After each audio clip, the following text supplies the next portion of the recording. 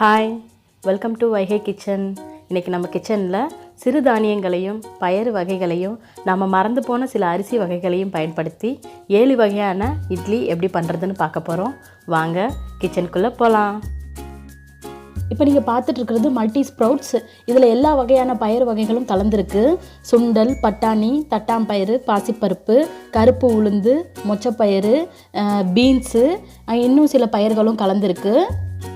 இதை நம்ம ஊரில் நவதானியம்னு சொல்லுவாங்க. கடைகளில் நவதானியம்னு கேட்டாலே கிடைக்கும். அப்படி இல்லாதவங்க வீட்டில் என்னென்ன பயிர் வச்சுருக்கீங்களோ அது எல்லாத்தையும் ஈக்குவல் ரேஷியோவில் எடுத்துக்கோங்க. இன்னும் இந்த இட்லியை நம்ம ஹெல்த்தியாக பண்ணுறதுக்கு இந்த தானியங்களை நல்லா முளைக்கட்ட வச்சு பண்ணோன்னா அதில் அதிக ப்ரோட்டீன்ஸ் இருக்குது. ஸோ அது ரொம்பவே உடம்புக்கு நல்லது. இந்த மாதிரி ஸ்ப்ரவுட்ஸ் நல்லா முளைக்கட்டணுன்னா நீங்கள் நைட்டு ஃபுல்லாக ஊறின பயரை ஒரு ஈரமான துணியில் எடுத்து அதை மேலே நல்லா கட்டிட்டு ஒரு பாத்திரத்துக்குள்ளே வச்சுருங்க. அப்பப்போ அது துணி காஞ்சிருச்சுன்னா அதில் தண்ணி மட்டும் தெளிச்சு விடுங்க. அந்த மாதிரி 2 days வச்சிங்கன்னா போதும், நல்லா இந்த மாதிரி முளைக்கட்டிடும். அதுக்கப்புறம் நம்ம அரிசியோடு அரைச்சி இட்லியாக பண்ணலாம்.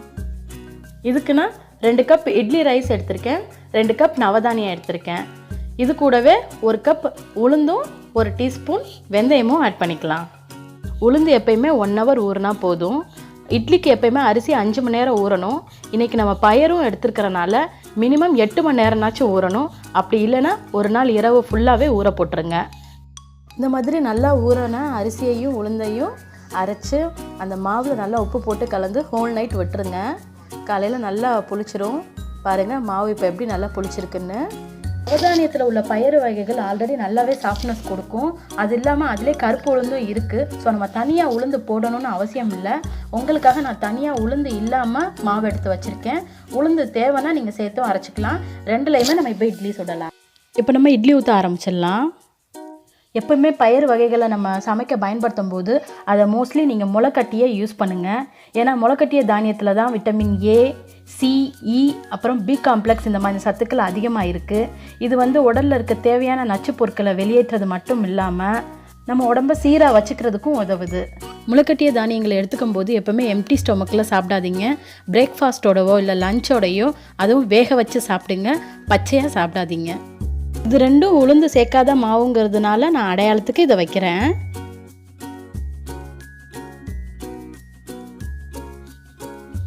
இப்போ நம்ம சூப்பரான நவதானிய இட்லி ரெடி ஆகிடுச்சு. பாருங்கள் எவ்வளோ சாஃப்டாக இருக்குன்னு. உளுந்து சேர்க்காமல் தனியாக எடுத்து வச்சுருந்தோம் இல்லையா மாவு, அந்த மாவில் செஞ்ச இட்லி எவ்வளோ சாஃப்டாக இருக்குன்னு பார்க்கலாம். இப்போ பாருங்கள், இதுவும் அதே மாதிரி தான் இருக்குது, ஒரு டிஃப்ரெண்ட்டும் இல்லை. உங்களுக்கு எக்ஸ்ட்ரா சாஃப்ட்னஸ் வேணும்னா நீங்கள் உளுந்து சேர்த்துக்கலாம். இப்போ நம்ம சிறுதானியங்களை வச்சு இட்லி எப்படி பண்ணுறதுன்னு பார்க்க போகிறோம். அதாவது மல்டி மில்லட் இட்லி. இதுக்கு எல்லா சிறுதானியங்களையும் நான் ஈக்குவல் ப்ரொபோர்ஷனில் எடுத்திருக்கேன். 1 கப் தெனை எடுத்திருக்கேன். தெனை பாருங்கள் நல்லா எல்லோ கலரில் பொடி பொடியாக இருக்கும். 1 கப் ராகி எடுத்திருக்கேன். நீங்கள் ஹோல் ராகியை எடுத்துக்கலாம். நான் தோல் உரிச்ச ராகி என்கிட்ட இருந்தனால நான் அதை யூஸ் பண்ணுறேன். 1 கப் குதிரைவாளி எடுத்திருக்கேன். பாருங்கள் குதிரைவாளி எப்படி இருக்குன்னு. 1 கப் சோள ரவை எடுத்திருக்கேன். என்கிட்ட சோளம் ரவையாகவே இருந்தது. உங்ககிட்ட முழு சோளமாக இருந்துச்சுன்னா நீங்கள் அதையே கூட யூஸ் பண்ணலாம். 1 கப் இட்லி அரிசி எடுத்திருக்கேன். நார்மல் இட்லி அரிசி இது 1 கப் எடுத்திருக்கேன். நார்மலாக 4 கப் ரைஸ்க்கு 1 கப் உளுந்து எடுத்துப்போம். இப்போ நம்ம 5 கப் மில்லட் எடுத்துருக்கனால 1.25 கப் உளுந்தும் 1 டீஸ்பூன் வெந்தயமும் எடுத்திருக்கேன். சிறுதானியங்களும் அரிசி போல தான். ஸோ 5 hours ஊற வச்சாலே போதும். இப்போ நான் ஊற வச்சு இந்த மாதிரி அரைச்சி நல்லா மாவாக எடுத்திருக்கேன். பாருங்கள் எப்படி இருக்குன்னு. மாவு நல்லாவே பொங்கியிருக்கு. இப்போ இதை நம்ம இட்லி தட்டில் ஊற்றிடலாம். வீக்லி 3-4 டைம்ஸ் ஆகுது நம்ம வீட்டில் இட்லி தோசை சாப்பிடுவோம். சிறுதானியங்களை பயன்படுத்த தெரியாதவங்க கூட இந்த மாதிரி இட்லியை செஞ்சு சாப்பிட்றதுனால ரெகுலராக நம்ம ரொட்டீன் ஃபுட்டில் சிறுதானியங்களை சேர்த்துக்க முடியும். இப்போ நம்மளோட சிறுதானிய இட்லி ரெடி ஆயிடுச்சு.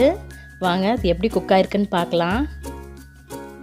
பாருங்கள், இதுவும் எப்பயும் போல் நம்ம ரெகுலராக சாப்பிட்ற இட்லி மாதிரி தான் இருக்குது. இப்போ நம்ம கொல்லை பயன்படுத்தி எப்படி இட்லி செய்யலான்னு பார்க்க போகிறோம். அந்த காலத்தில் கொல்லி இட்லி எப்படி பண்ணுவாங்கன்னா, கொல்லை நல்லா ஊற வச்சு அதை அரைச்சி உப்பு போட்டு கலந்து புளிக்க வச்சு அப்படியே இட்லியாக சுட்டுருவாங்க. இந்த மாதிரி சாப்பிட்றது உடம்புக்கு ரொம்ப ரொம்ப நல்லது. இப்படி சாப்பிட பிடிக்காதவங்களுக்காக நான் இன்றைக்கி அரிசி கலந்து எப்படி பண்ணுறதுன்னு சொல்ல போகிறேன். இதுக்காக நான் 2 கப்பு இட்லி ரைஸ் எடுத்திருக்கேன், 2 கப்பு கொள்ளு எடுத்திருக்கேன். இதுக்கும் எப்பவும் போல் 1 கப் உளுந்தும் 1 டீஸ்பூன் வெந்தயமும் எடுத்திருக்கேன். இதை நல்லா ஊற வைங்க. இதுவும் ஒரு 5 hours ஊறினா போதும்.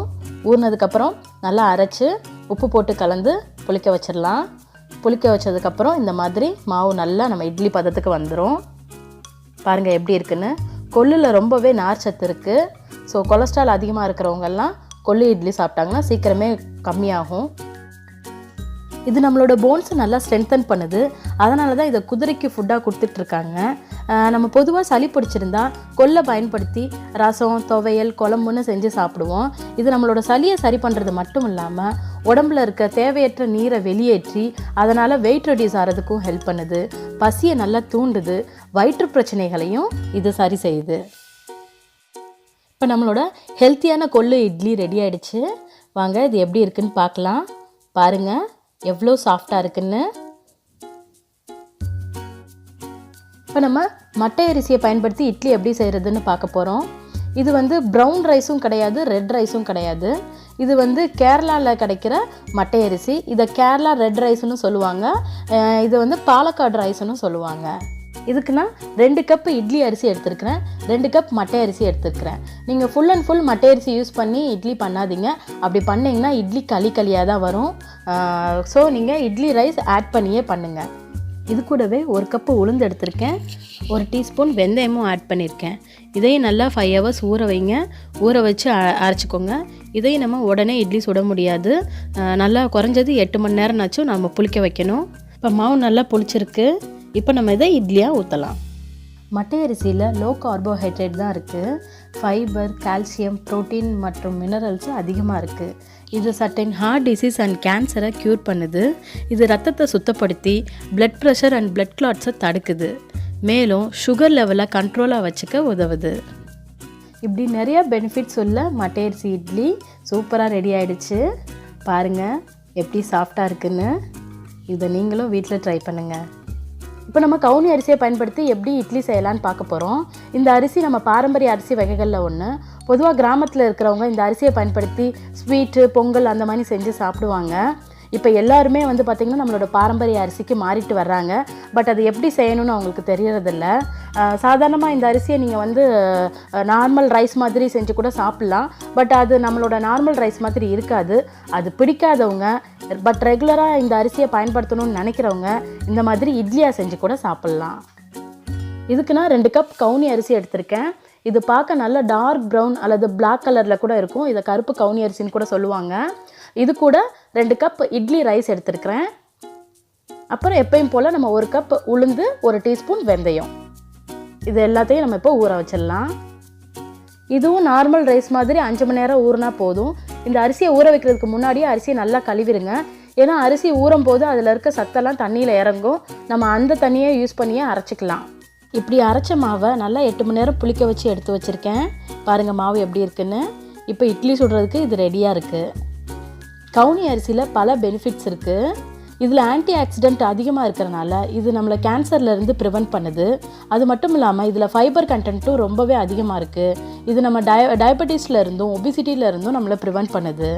அது மட்டும் இல்லாமல் இது நம்மளோட டைஜஷனை ரெகுலேட் பண்ணுது. மேலும் இதில் ஆன்டிபயாட்டிக், பி விட்டமின்ஸ் அதிகமாக இருக்கிறதால முடிஞ்ச அளவுக்கு நம்மளோட பாரம்பரிய அரிசி வகைகளை யூஸ் பண்ண ஸ்டார்ட் பண்ணுங்கள். இப்போ நம்மளோட பாரம்பரிய கவுனி அரிசியில் செஞ்ச இட்லி ரெடி ஆகிடுச்சு. வாங்க இது எப்படி குக் ஆகிருக்குன்னு பார்க்கலாம். பாருங்கள் இது நம்மளோட நார்மல் இட்லி மாதிரி தான் இருக்குது. எவ்வளோ சாஃப்டாக இருக்குன்னு பாருங்கள். இதை நீங்களும் வீட்டில் ட்ரை பண்ணுங்கள். இப்போ நம்ம வெந்தய இட்லி எப்படி செய்கிறதுன்னு பார்க்க போகிறோம். பொதுவாக எல்லா இட்லிக்குமே வெந்தயம் ஆட் பண்ணுவோம். பட் இந்த இட்லியில் அரிசியும் வெந்தயமும் மட்டும்தான் நம்ம ஆட் பண்ண போகிறோம். உளுந்து ஆட் பண்ண போகிறதில்ல.